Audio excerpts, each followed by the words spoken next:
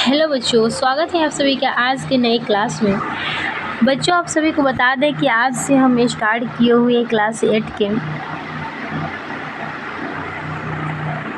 Subject को, और subject में अगर बात करें विषय का नाम क्या है तो यह है ज्योग्राफी, यानी हमारी दुनिया।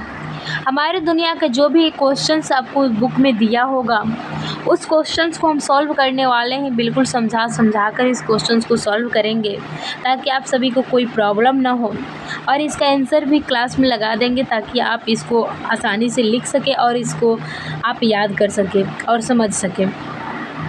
जैसे कि आप सभी को पता ही होगा कि अगर आप गवर्नमेंट स्कूल में पढ़ रहे होंगे या आप किसी भी एग्ज़ाम्स की प्रिपरेशन करते हैं तो आपके लिए इसी बुक को एक बेस माना जाता है। यानी जो ये न्यू NCERT का बुक है, यह एक बेस का काम करता है और मेन तौर पे इसी को पढ़ा जा रहा है। और जो स्कूल में अगर गवर्नमेंट स्कूल की बात करें तो उसमें भी अब यही बुक स्टार्ट हो गया है। और आप सभी को पता ही होगा कि बुक मिला है जो बच्चों को, वह यही बुक है, यानी न्यू एडिशन का बुक है। और इसी के क्वेश्चंस को सारे सॉल्व करने वाले हैं, बिल्कुल समझा कर बारीकी से। तो इसलिए आप बिल्कुल ध्यान से देखिएगा और समझने की प्रयास कीजिएगा। और आपको बता दें कि अब से रेगुलर क्लासेज आपको मिलेगी, साथ सब्जेक्टिव एंड ऑब्जेक्टिव दोनों की क्लासेज मिलेगी। ओके, तो चलिए बिना टाइम वेस्ट किए आज की सेशन की शुरुआत करते हैं। जैसे आप सभी को बता दें कि फर्स्ट क्वेश्चन क्या है, पृथ्वी पर संसाधन असमान रूप से क्यों वितरित है। यहाँ पे समझिए, पृथ्वी जिस पृथ्वी पर हम लोग रहते हैं उस पृथ्वी की बात कर रहा है। पृथ्वी पर संसाधन, इस क्वेश्चन को समझने से पहले हम समझ लेते हैं संसाधन किसे कहते हैं। तो देखिएगा, संसाधन का क्या मतलब है। आप सभी को बता दें कि यदि आपको बुक में एक डिफिनेशन मिलेगा संसाधन का, कि मानवीय आवश्यकताओं को पूरा करने वाली हर एक वस्तु है, या क्या बोल रहे हैं, आवश्यकता का मतलब वो ज़रूरत, किसी चीज़ की ज़रूरत होती है, अगर हमारी ज़रूरत पूरा हो जाती है तो जो वस्तु हमारी ज़रूरत को पूरा करती है ना, उसी वस्तु को संसाधन बोलते हैं। यानी आवश्यकताओं को पूरा करने वाली जो वस्तुएं होती है उसको क्या बोलेंगे, संसाधन बोलेंगे।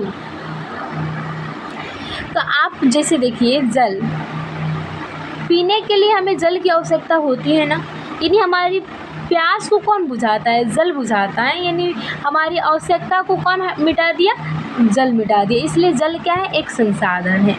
रहने के लिए घर की आवश्यकता होती है, तो घर भी क्या है, एक संसाधन है। एग्जाम्पल से आप सोचने की प्रयास कीजिएगा। जैसे घर बनाने के लिए भूमि की आवश्यकता होती है, या सड़क बनाने के लिए भूमि की आवश्यकता होती है। यानी आपको एक चीज़ मिल रहा होगा, कॉमन आवश्यकता, यानी जो आवश्यकताओं को पूरा कर दे। यानी हमें क्या, घर बनाना है तो एक भूमि की आवश्यकता होगी ना, उस आवश्यकता को कौन पूरा करेगा, भूमि पूरा करेगा। तो भूमि क्या होगा, एक संसाधन होगा। अगर बात करें तो सड़क, वाहन को चलाने के लिए किसकी आवश्यकता होगी, सड़क की आवश्यकता होगी, इसलिए सड़क भी क्या होगा, एक संसाधन होगा। अगर बात करें, हमें पढ़ने के लिए कॉपी किताब की आवश्यकता होती है ना, कॉपी किताब क्या होगा, हमारी आवश्यकताओं को पूरा करता है, इसलिए ये भी संसाधन होगा। इस तरह से आप क्या समझेंगे कि दुनिया में जितनी सारी वस्तु है, लगभग सारी वस्तुएं जो हमारी आवश्यकताओं को, जो हमारी ज़रूरतों को पूरा कर देता है। आप सोचिए ना, आप जिस मोबाइल से पढ़ रहे हैं, अगर मोबाइल नहीं रहता तो आप क्या अभी पढ़ पाते, जस्ट अभी ऑनलाइन नहीं पढ़ पाते। यानी आपको पढ़ाई को कौन पूरा कर रहा है, ये मोबाइल पूरा कर रहा है। तो मोबाइल क्या हो सकता है, क्या संसाधन हो सकता है, तो आप कहिएगा बिल्कुल संसाधन हो सकता है।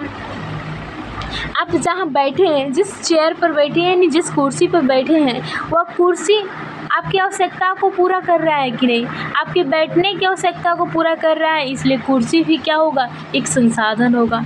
आप जिस कलम कॉपी से पढ़ते हैं वो आपकी आवश्यकताओं को पूरा करता है कि नहीं, बिल्कुल करता है, आपके पढ़ने की आवश्यकता को पूरा करता है, इसलिए कलम कॉपी भी क्या होगा, एक संसाधन होगा।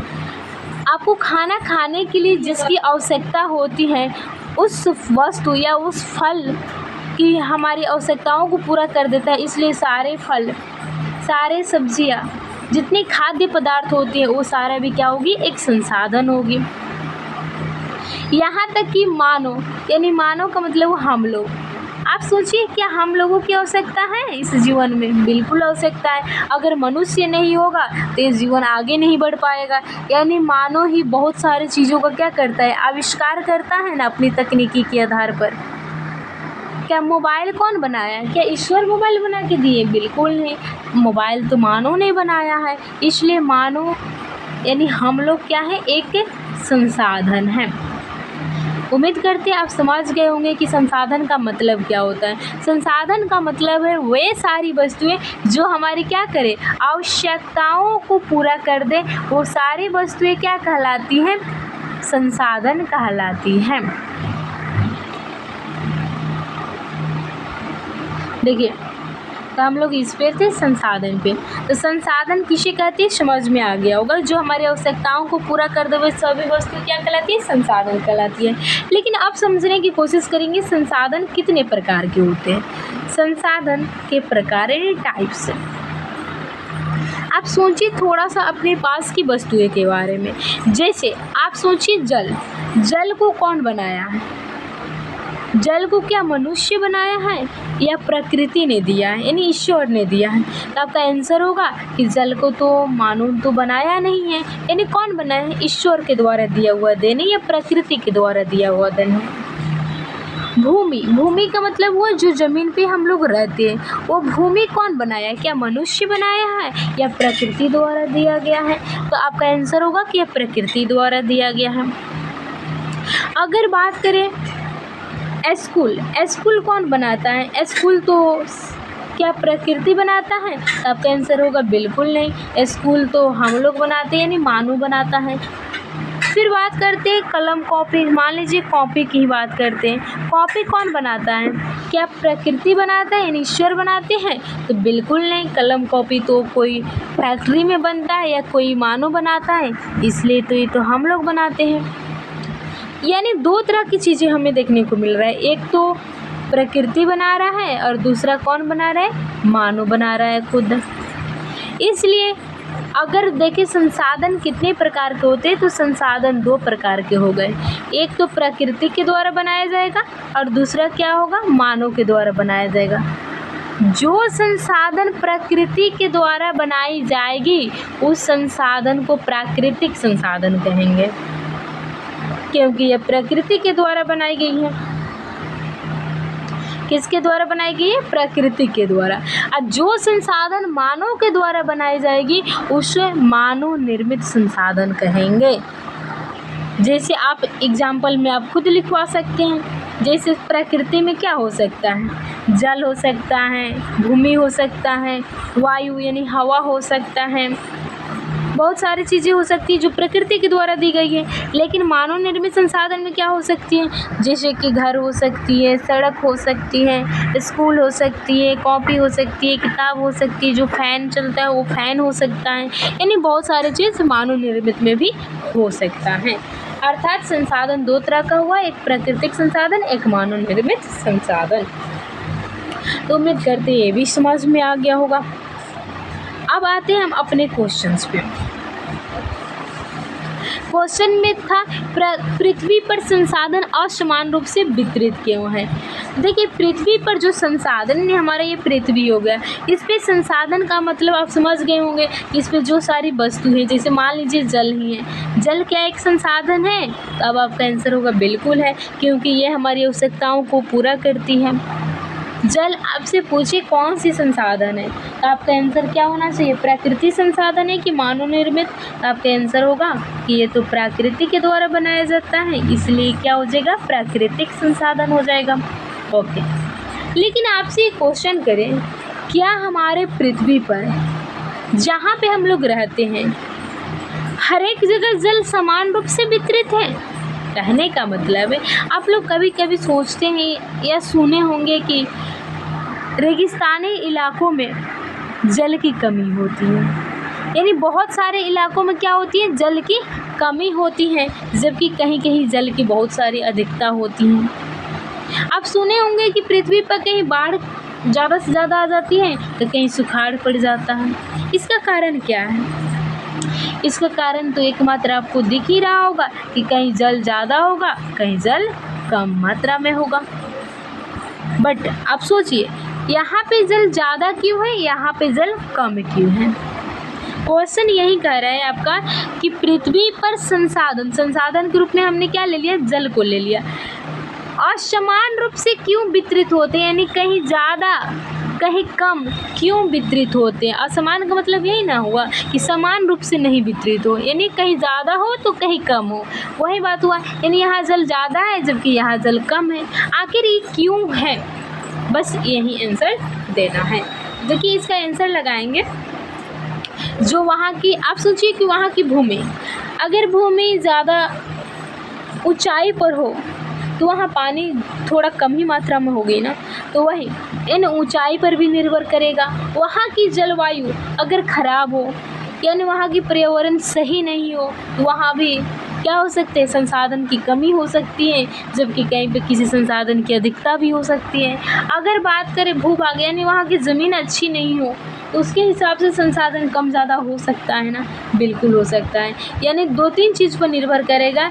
एक तो होगा भूभाग, यानी जहाँ जिस तरह की ज़मीन होगी उस तरह की पैदावार भी होती है ना।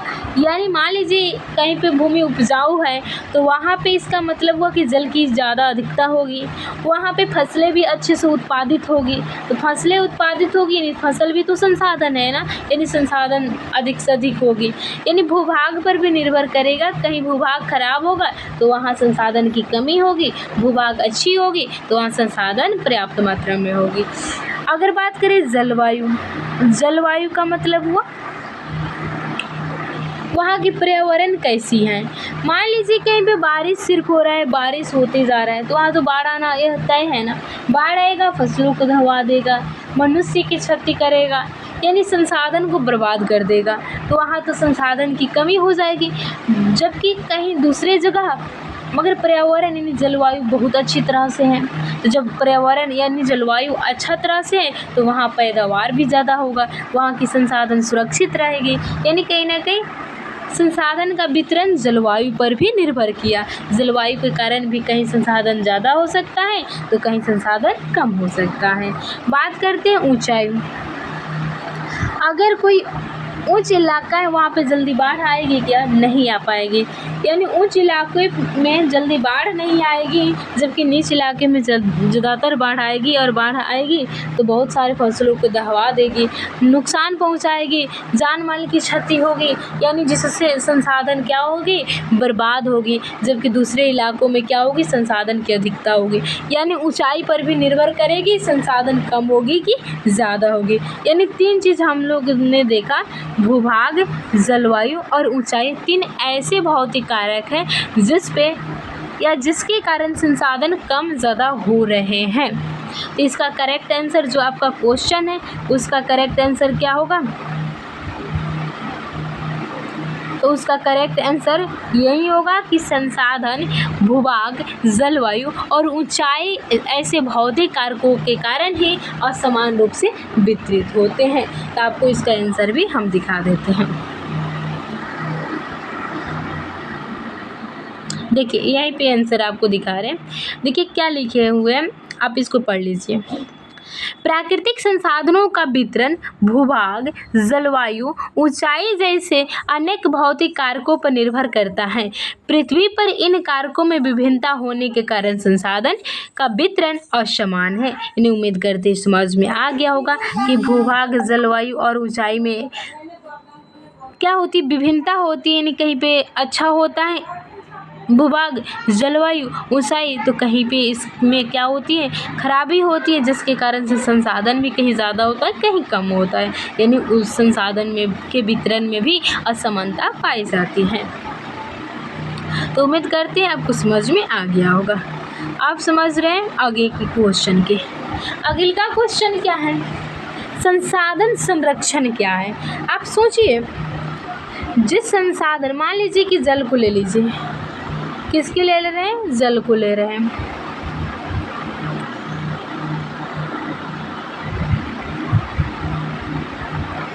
मान लीजिए कि आप जल को लीजिए, ठीक है। सपोज कीजिए आप एक बोतल में, मान लीजिए एक बोतल ले लीजिए, इस बोतल में आप पर्याप्त मात्रा में जल को भर लीजिए और इस बोतल से आप डेली जल को यूज़ कर रहे हैं, डेली जल यूज़ कर रहे हैं। तो आप सोचिए एक दिन ऐसा तो समय आएगा जब इस बोतल बिल्कुल, ये बोतल क्या हो जाएगा, खाली हो जाएगा।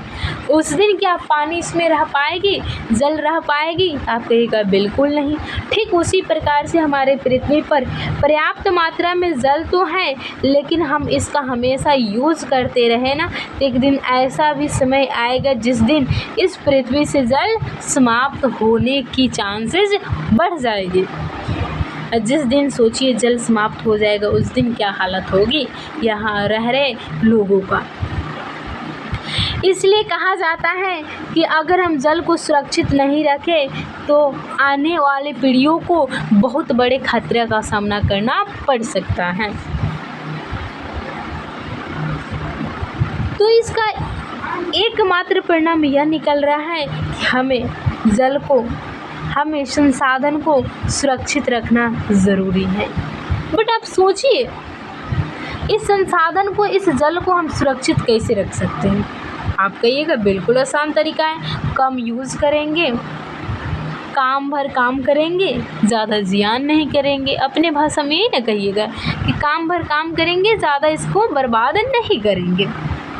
लेकिन आप सोचिए आपके पास दिमाग है, तकनीकी है, तब तो आप समझ पा रहे हैं ना, इसका बस जितना काम है उतना ही यूज़ करेंगे। अगर काम नहीं है तो उसको रहने देंगे ताकि आगे वाला आदमी उसका यूज कर सके, राइट। अर्थात आपने क्या किया, इस जल का सतर्कतापूर्वक यानी विवेकपूर्ण कह सकते हैं, क्योंकि आपके पास विवेक है तभी तो आप यह सोच पाए ना, विवेकपूर्ण आप इसका उपयोग कीजिएगा। विवेकपूर्ण क्या कीजिएगा, उपयोग कीजिएगा, ताकि आने वाली पीढ़ियों के लिए भी यह सुरक्षित रह सके। तो यही चीज़ क्या कहलाएगी, विवेकपूर्ण उपयोग ही संसाधन। इससे जल सुरक्षित हो जाएगा ना, यानी संसाधन जो है हमारा वो सुरक्षित हो जाएगा, यानी संरक्षित हो जाएगा, और इसी को कहते हैं संसाधन संरक्षण। तो उम्मीद करते हैं आप समझ गए होंगे। संसाधन संरक्षण क्या है, तो संसाधनों का विवेकपूर्ण या सतर्कतापूर्वक, क्योंकि आप सतर्क हो गए, आपको पता चल गया कि आने वाले पीढ़ियों को नुकसान हो सकता है, खतरा झेलना पड़ सकता है, इसलिए आप सतर्क हो गए और सतर्कतापूर्ण विवेकपूर्ण उसका यूज़ करने लगे हैं। उसी को क्या कहेंगे, संसाधन संरक्षण कहेंगे। तो आइए इसको जो बुक में दिया है उसके द्वारा भी समझा देते हैं। देखिए यहाँ पे वही करें, संसाधनों का सतर्कतापूर्वक उपयोग करना और उन्हें नवीकरण के लिए समय देना। नवीकरण का मतलब पुनः निर्माण के लिए समय देना क्या कहलाता है, संसाधन संरक्षण कहलाता है। पुनः निर्माण होगा तो वह आने वाले पीढ़ियों के लिए खतरा नहीं बनेगा, उनके लिए भी पर्याप्त मात्रा में वह उपलब्ध रहेगा। ठीक है, तो यानी संसाधनों का सतर्कतापूर्वक उपयोग क्या कहलाया, संसाधन संरक्षण कहलाया। उम्मीद करते हैं आपको समझ में आ गया होगा संसाधन संरक्षण। आइए नेक्स्ट क्वेश्चन पे। देखिए नेक्स्ट क्वेश्चन क्या कर रहे हैं, मानव संसाधन महत्वपूर्ण क्यों है। मानव संसाधन महत्वपूर्ण क्यों है, आप सोचिए। इसको नेक्स्ट पेज लेकर समझा रहे हैं। हम लोग मानव हैं, अगर सोचिए मानव नहीं रहता तो क्या यह जीवन आगे बढ़ पाता। मानव के द्वारा ही लोगों का क्या होता है, विकास हो पाता है। बिल्कुल, यानी मानव के द्वारा क्या होता है, लोगों का। तो देखिए यानी अगर मानव रहेगा तो जीवन आगे बढ़ पाएगा, यानी जीवनों का विकास होगा। सोचिए अगर मानव नहीं रहेगा तो क्या जो नई नई चीज़ों का आविष्कार होता है वो आविष्कार हो पाएगा। क्या हमारी आवश्यकताएं ज़्यादा से ज़्यादा पूरी हो पाएंगे, बिल्कुल नहीं। यानी मानव भी एक सबसे बड़ी संसाधन है जो हमारी आवश्यकताओं को क्या करता है, पूरा करता है। कैसे पूरा करता है, नए नए आविष्कारों को खोज करके। जैसे कि मान लीजिए कि नए नए मशीनों का खोज हो रहा है, इससे क्या पता चल रहा है हमारा जो काम हो रहा है बहुत आसानी तरीके से हो जा रहा है, हमारी ज़रूरत बहुत आसानी तरीके से पूरा हो जा रही है। एआई की खोज आप देख लिए, एआई कितनी आगे अब हमारी दुनिया कितनी आगे चल रही है। एआई भी हमारे ज़माने में आ गया और एआई हमारी कितनी आवश्यकताओं को पूरा कर दे रहा है, हमारी पढ़ाई को कितनी सरल बना रहा है एआई।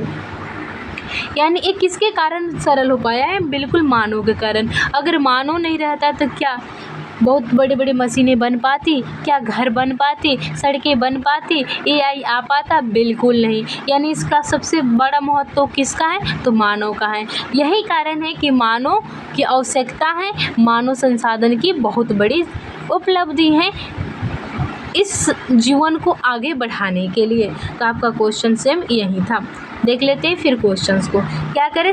मानव संसाधन महत्वपूर्ण क्यों है? क्योंकि मानव अपने तकनीकी के द्वारा, अपने विवेक के द्वारा नए नए चीज़ों का क्या करता है? आविष्कार करता है। यानी नए संसाधन का क्या करता है? निर्माण करता है। यही कारण है कि मानव संसाधन आवश्यक है।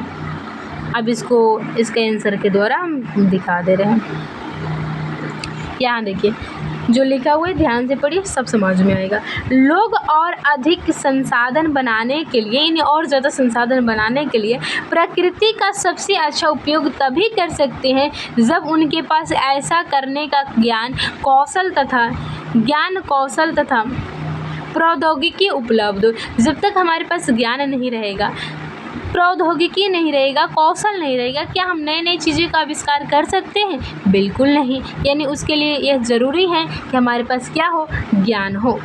इसलिए मनुष्य एक विशिष्ट प्रकार का संसाधन है। मनुष्य क्या है? विशिष्ट प्रकार की संसाधन है, क्योंकि इसके पास क्या है? तकनीकी है, पर्याप्त विवेक है और अपने विवेक के आधार पर नए संसाधनों का निर्माण करता है। अतः लोग मानव संसाधन हैं। यानी लोग क्या है? एक प्रकार की मानव संसाधन है। शिक्षा और स्वास्थ्य लोगों को बहुमूल्य संसाधन बनाने में मदद करते हैं। दो कारक है, शिक्षा और स्वास्थ्य, जो लोगों को क्या करते हैं? बहुमूल्य संसाधन बनाने में मदद करते हैं। अधिक संसाधनों के निर्माण में समर्थ होने के लिए लोगों के कौशल में सुधार करना मानव संसाधन विकास कहलाता है। यानी अधिक से अधिक संसाधन का निर्माण करने के लिए आप लोगों को सुधार करके रखिए, लोगों की कौशल में वृद्धि कीजिए ताकि मानव संसाधन विकास संरक्षित रह सके, और उसी को मानव संसाधन विकास भी कहते हैं। तो बस यही आंसर होगा। उम्मीद करते समझ में आ गया होगा। नेक्स्ट क्वेश्चंस को देखते हैं। सतत पोषणीय विकास क्या है? इसमें कोई दिक्कत नहीं है। देखिए सतत पोषणीय का मतलब हुआ आपने संसाधन संरक्षण को समझ लिया।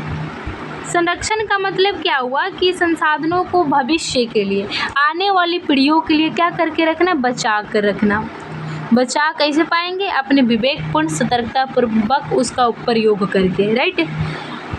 तो वही बात कर रहे हैं कि संसाधनों का सतर्कता पूर्वक यूज़ करके भविष्य के लिए उसे बचा कर रखना, संसाधनों को बचा कर रखना ही सतत विकास कहलाता है। क्या कहलाता है? सतत विकास कहलाता है। यानी वही सतत पोषणीय विकास कहलाता है। भविष्य के लिए संसाधनों को क्या करके रखना? बचा कर रखना। बचाव कैसे पाएंगे? तो उसका संरक्षण करके। जैसे इसको आप समझ लेते हैं किताबी भाषा में। यहाँ देखिए क्या दिया हुआ है, संसाधनों का उपयोग करने की आवश्यकता और भविष्य के लिए उनके संरक्षण में संतुलन बनाए रखना सतत पोषणीय विकास कहलाता है। यानी संसाधनों का ऐसा उपयोग कीजिए ताकि भविष्य में भी इसका संतुलन बना रहे, इसमें कमी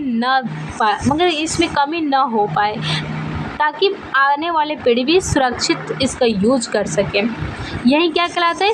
सतत पोषणीय विकास कहलाता है। तो उम्मीद करते हैं आपको ये सारे क्वेश्चंस क्लियर हो गया होगा।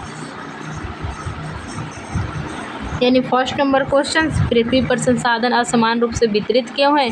क्योंकि यहाँ के भूभाग, जलवायु और ऊंचाई में परिवर्तन है, यानी अंतर है। उसके बाद संसाधन संरक्षण क्या है? तो संसाधनों का सतर्कतापूर्वक उपयोग संसाधन संरक्षण है। मानव संसाधन महत्वपूर्ण क्यों है? मानव संसाधन महत्वपूर्ण इसलिए है क्योंकि वह अपने तकनीकी कौशल के आधार पर नए संसाधनों का निर्माण करता है। सतत पोषणीय विकास क्या है? सतत पोषणीय विकास का मतलब हुआ कि संसाधनों को संरक्षित करके लिए, आने वाली पीढ़ियों के लिए सुरक्षित रखना ताकि संतुलन बना रहे और उन लोगों को कोई दिक्कत का सामना न करना पड़े। यही सतत पोषणीय विकास है। आप समझ लेते हैं हम किसके बारे में, तो जो ऑब्जेक्टिव क्वेश्चन दिया है, ऑब्जेक्टिव क्वेश्चंस उसके बारे में। जैसे फर्स्ट नंबर क्वेश्चंस देखेंगे, निम्नलिखित में से कौन संसाधन को निर्धारित नहीं करता है। ऑप्शन में दिया हुआ है उपयोगिता, मूल्य, मात्रा, यानी कौन ऐसा है जो संसाधन को निर्धारित नहीं करता है। निर्धारण का तभी हो सकता है जब संसाधन की उपयोगिता हो, उसकी मूल्य हो, यानी मूल्य होगा तभी तो हमारे काम आएगा ना। जो चीज़ें हमारे काम आते हैं उसका कोई ना कोई मूल्य होता है, तभी तो हमारी आवश्यकताओं को पूर्ण कर रही है। उसकी उपयोगिता, उपयोग करेंगे तभी तो हमारी आवश्यकता पूर्ण होगी ना, यानी उपयोगिता भी है, मूल्य भी है। लेकिन एक चीज़ याद रखिएगा, मात्रा, यहाँ जो ग नंबर में दिया हुआ है मात्रा, ये मात्रा संसाधन को निर्धारित नहीं करता है। थोड़ा भी रहेगा ना वो संसाधन ही कहलाएगा, अगर ज़्यादा रहेगा तब भी संसाधन ही कहलाएगा, यानी संसाधन को मात्रा निर्धारित नहीं करती है। ओके, नेक्स्ट क्वेश्चंस को देखते हैं। निम्नलिखित में कौन मानव